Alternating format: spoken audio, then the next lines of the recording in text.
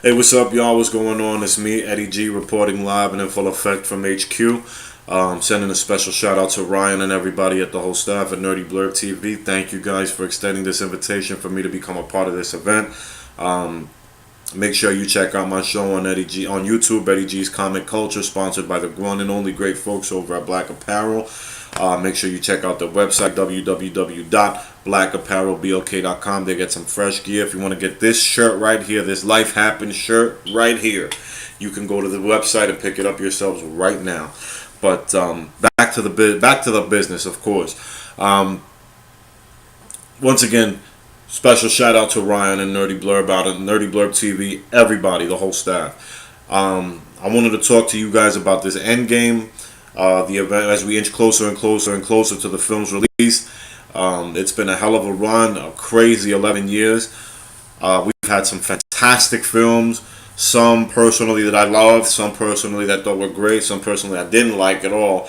But the ones that really stood out to me the most, and particularly so, the Winter Soldier and, well, the first two Captain America films, the first Avenger, Winter Soldier, as well as the first Avengers film, were groundbreaking moments for me.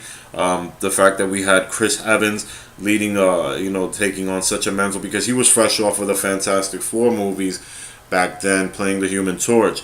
So to see him going from such a different style character, from Johnny Storm to Steve Rogers, was just really a hell of a transition, but a wonderful one and welcome one at that. So with that being said, I think my experience with the MCU has been phenomenal. I love everything that they've done, the groundwork that they have laid down, and not just for future films, off of their brand, but it helps up the ante for other rival studios other rival studios to do the same. And they do have a lot of people in there trying to copy, some people trying to copy their style, as it's been witnessed. But but all things considered, everything that has been so like even their duds that I guess you could consider duds that haven't really made the $1 billion bank mark, they're still phenomenal films in their own right. They have they did a fantastic job in patching up a year, the generations worth of stories leading up to one of the biggest comic book sagas of all time, the Infinity Gauntlet. If you were alive if you were around in the 90s reading comic books like I was, then you know exactly how important that storyline is. And seeing it come to life on screen and to fruition is just amazing. Seeing Thanos holding it down and just changing, tearing it up. So with that being said, I'm really stoked. I'm a little nervous, obviously. I'm not going to front. I'm hella nervous about it. Because of the simple fact of the matter that I know we're going to probably lose a few members. I don't know who we're going to lose.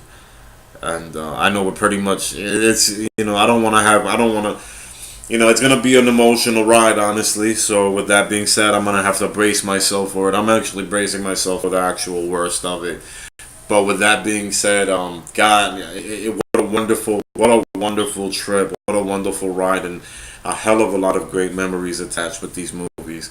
So, and it really it did so much. The MCU has done so much so for the whole culture, the genre in itself. It really just rekindled the light of not just having comic book movies come out, but being great, but as well as reigniting the love for comic books towards amongst the public, and and it's really now becoming more an embraced genre.